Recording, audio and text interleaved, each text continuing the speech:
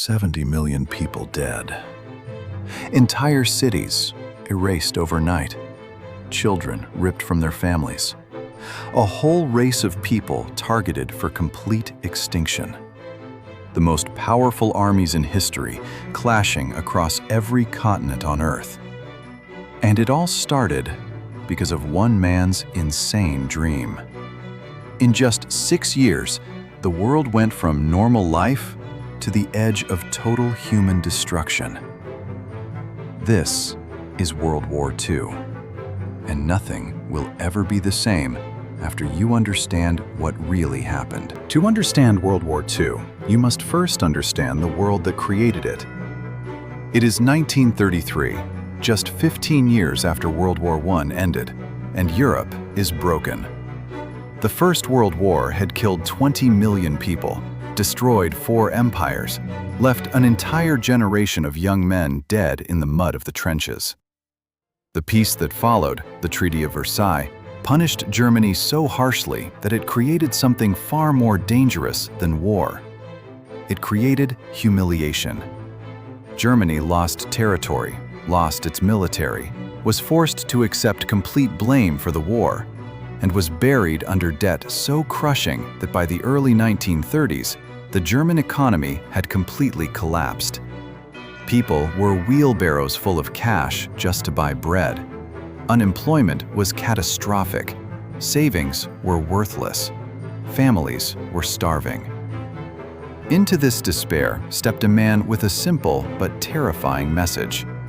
It is not your fault. You were betrayed, and I will make Germany great again. That man was Adolf Hitler, and a desperate, humiliated nation believed him. Hitler rose from complete obscurity, a failed artist, a homeless man, a bitter veteran, to become the most powerful dictator in European history. How? He understood psychology better than any politician of his era. He gave people someone to blame: the Jews, the communists, the foreign powers. He gave people pride, massive rallies, powerful symbols, a sense of national destiny. He promised jobs, glory, and revenge. By 1933, he was Chancellor of Germany. By 1934, he was Führer, absolute dictator. He immediately began rebuilding Germany's military, in direct violation of the Treaty of Versailles. Britain and France watched nervously and did nothing. They were exhausted from the last war. Their populations wanted peace at any price. So they gave Hitler what he wanted, hoping each demand would be his last. This policy was called appeasement. It was the most catastrophic diplomatic mistake in history. Because Hitler did not want peace. He wanted everything. In 1938, he took Austria, then Czechoslovakia. In September 1939, he invaded Poland. Britain and France finally declared war. World War II had begun. What happened next shocked the entire world. Germany's military was unlike anything seen before. They called it Blitzkrieg, lightning war. Tanks, aircraft, and infantry working together in perfect coordination, moving so fast that enemies had no time to react, no time to regroup, no time to defend. Poland fell in 27 days. Then, in spring 1940, Germany turned west. Denmark, 6 hours. Norway, 2 months. Netherlands, 5 days. Belgium, 18 days. And then, the unthinkable. France. France had the largest army in Western Europe, massive fortifications, British support. Germany defeated France in 6 weeks. The British army was trapped on the beaches of Dunkirk, surrounded with their backs to the sea.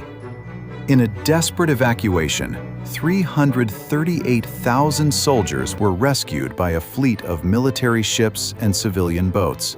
Fishermen, pleasure boats, anyone with a vessel who answered the call. Britain survived, barely.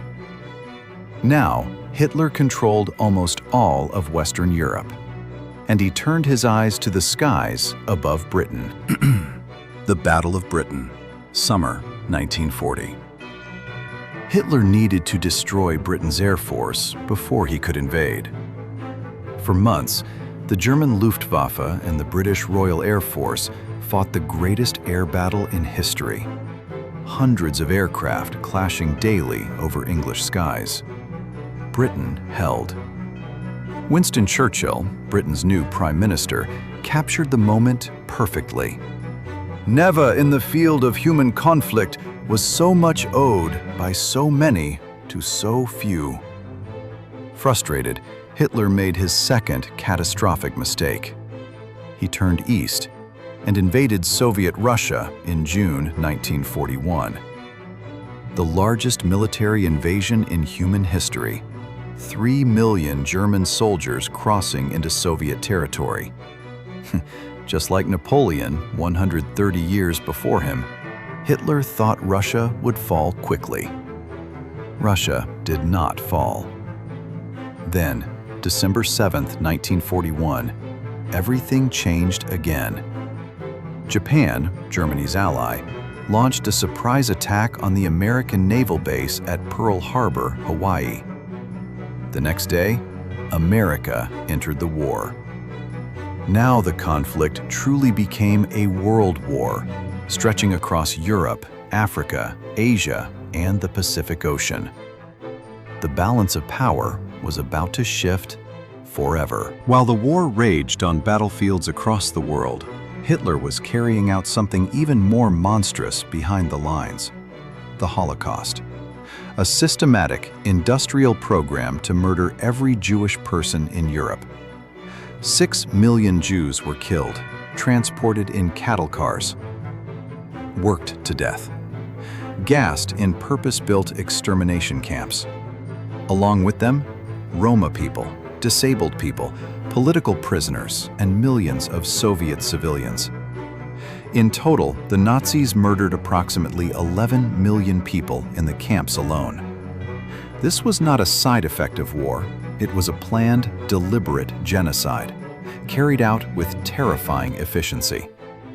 The Holocaust stands as the most horrific example of organized evil in human history.